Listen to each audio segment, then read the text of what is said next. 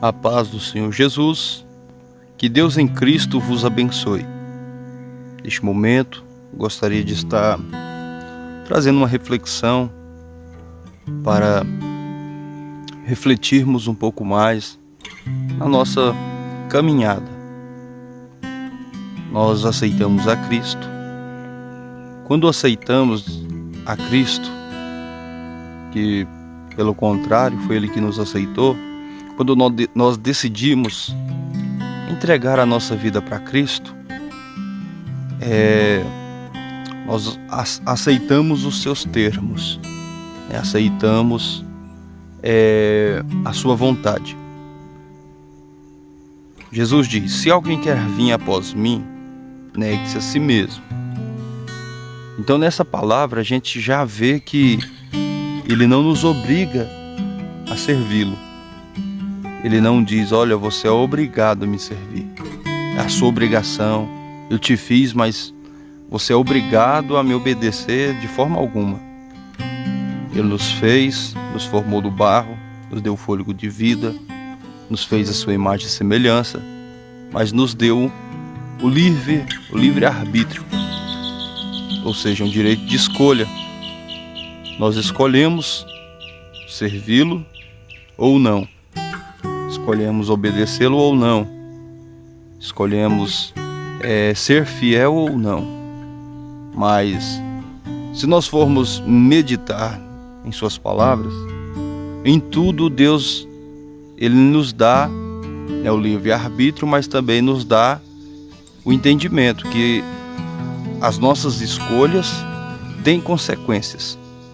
Que Ele diz que Deus não se deixa escarnecer. Aquilo que o homem plantar, certamente colherá, Então nessa palavra que eu referi aqui neste momento, antes, quando ele diz: se alguém quer vir após mim, negue-se a si mesmo. Então ele tem o si, Olha, você quer me seguir? Quero, Senhor. Então negue-se a si mesmo. Ele chegou naquele mancebo de qualidade, qualidade perguntou: mestre, o que eu hei de fazer para herdar a vida eterna? E Jesus falou: tu conheces os 10 mandamentos? Ele falou: sim, tenho seguido desde a minha mocidade. Aí Jesus, conhecendo o coração dele, diz: olha, então vende tudo que tem e dê aos pobres. Então ele perguntou: o que eu devo fazer para herdar a vida eterna? E Jesus falou para ele o que ele deveria fazer. Mas ele, ali muito apegado com as riquezas, muito apegado com as coisas desta vida, porque ele era ele possuía muitas riquezas, diz a palavra do Senhor. Então ele não quis, Ele abaixou a cabeça, entristeceu-se e foi embora.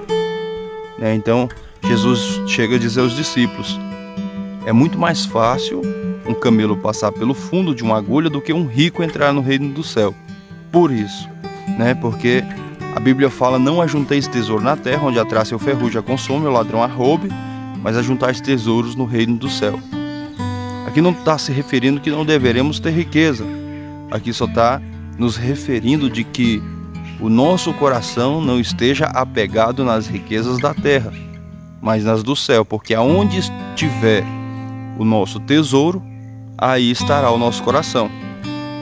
Então Jesus diz lá: se você quer vir após mim, negue-se a si mesmo. Então o necessário é negar a si mesmo. Então não tem como nós servirmos a Cristo e fazer a nossa própria vontade. Ele diz: olha, para me seguir é necessário negar a si mesmo, negar a sua vontade e me seguir, obedecendo, renunciando, fazendo a minha vontade. Então muitas pessoas querem servir a Deus sem renunciar. Isso não é servir a Deus. Servir a Deus é fazer o que Ele quer. E quando nós servimos a Deus fazendo o que queremos, não estamos servindo a Deus, mas sim estamos servindo a nós mesmos. Por quê? Porque aquele que você aplica a sua vontade, aquele que você se entrega à sua vontade, este sim é o seu Senhor. Então se você cuida em fazer a sua vontade, os seus prazeres, os seus desejos, você está sendo o senhor de si mesmo, como a Bíblia diz. Você está seguindo o seu próprio umbigo, você está servindo o seu próprio ventre, seu próprio umbigo, ou seja, a si mesmo. Então, servir a Jesus é renunciar.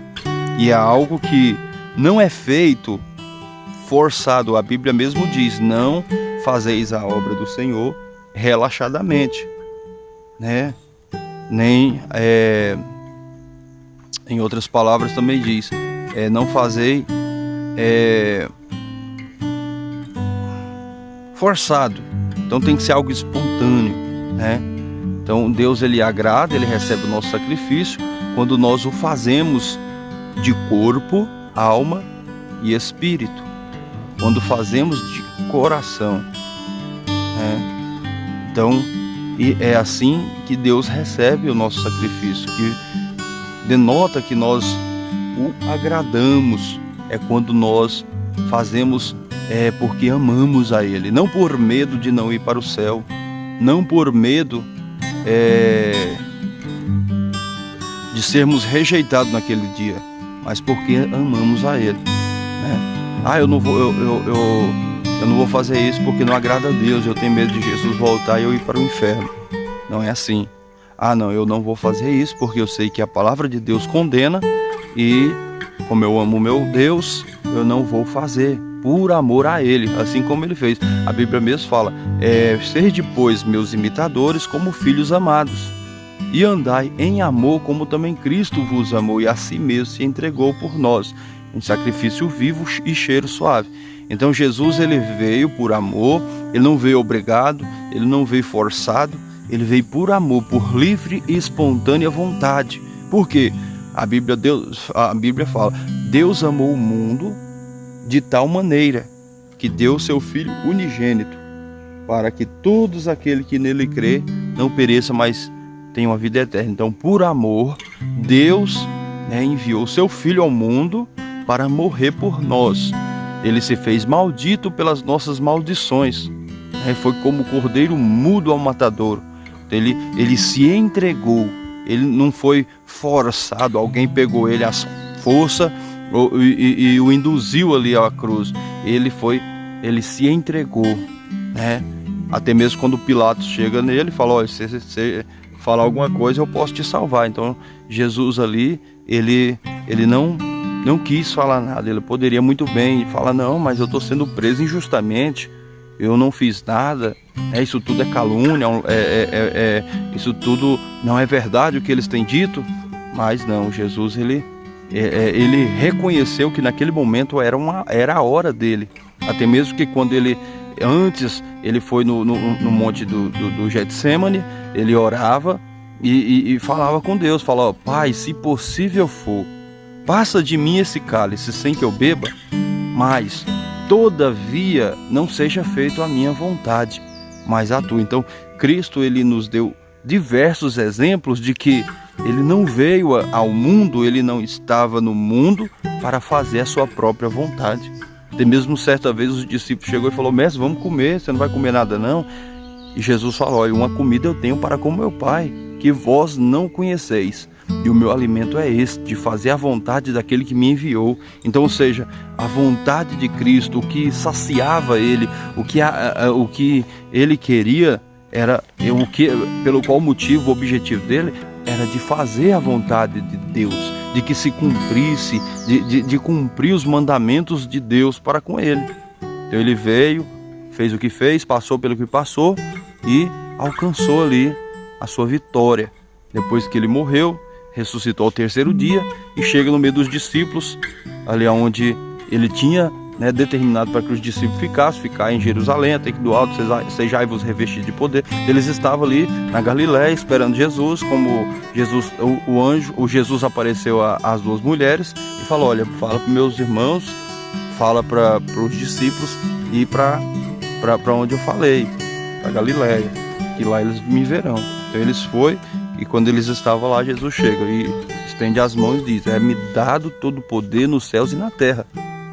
Então, ali naquele momento foi a glorificação de Cristo, porque ele recebeu um nome que é acima de todos os nomes, poder, domínio sobre os céus e a terra, ou seja, ele nos preparou e foi nos preparar lugar. Então, a missão de Cristo era ter morrido por nós, nos mostrado o caminho, a direção e a nossa obrigação, não por força e nem por violência, como a Bíblia diz, nem por força nem por violência, mas pela vontade do Espírito Santo. A nossa obrigação, nosso dever, né, de segui-lo, de obedecê-lo, de honrá-lo, é com amor, né, fazer por amor a Cristo. Assim como Ele nos amou, deu a si mesmo, nós devemos amar a Ele, dando a si mesmo, né, nos tornando uma nova criatura. Como Ele falou para Nicodemos, é necessário nascer de novo. No livro de Romanos, capítulo 6, Paulo faz uma pergunta retórica, né? É uma pergunta que ele mesmo responde. Então ele faz uma pergunta ali, dizendo: olha, que diremos, pois, permaneceremos no pecado para que a graça seja mais abundante? Aí ele mesmo já responde: de modo nenhum. Nós que já estamos mortos para o pecado, como viveremos ainda nele? Então, quando nós morremos para o pecado no batismo das águas, quando nós aceitamos a Cristo, nós batizamos, nós morremos para o pecado e para o mundo. E a Bíblia fala que as coisas velhas já passaram e eis que tudo se fez novo. Então nós nos tornamos uma nova criatura, né?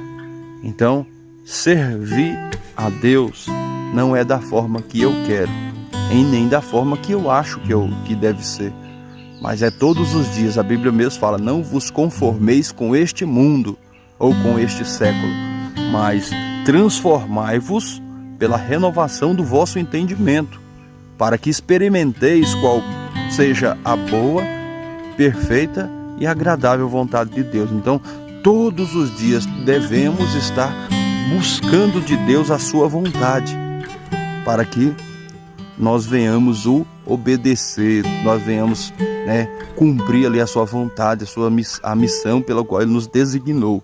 Então, cada um de nós, né, temos uma missão. Cada um de nós temos uma obrigação, temos uma missão. Jesus também não nos chamou somente para ficarmos no banco ali, né, glorificando a Deus. Deus tem a missão para cada um de nós. Mas qual é a minha missão? O que eu devo fazer? O que eu tenho que fazer? Qual que é a minha missão? É você, no seu particular, orando a Deus, o próprio Espírito de Deus revelará a sua missão, né? Porque eu tenho certeza que Deus não nos chamou, não, só para ficar lá. É só de fazer volume na igreja já está o suficiente. Só de se você ficar lá sentado, batendo palma, já é o suficiente. Eu não acredito que seja isso, né? Cristo nos deu um espírito, Ele diz: não dei um espírito de covardia, né, mas um espírito de coragem. Por que Ele nos deu um espírito de coragem? Para nós seguirmos, ou seja, cumprir o ID. Ele diz: ide por todo mundo, apregoai o meu evangelho a toda criatura, e ensinando a guardar tudo que tem aprendido de mim, em nome do Pai, do Filho e do Espírito Santo. Então, essa é a nossa missão. Que Deus em Cristo vos abençoe e a paz do Senhor Jesus.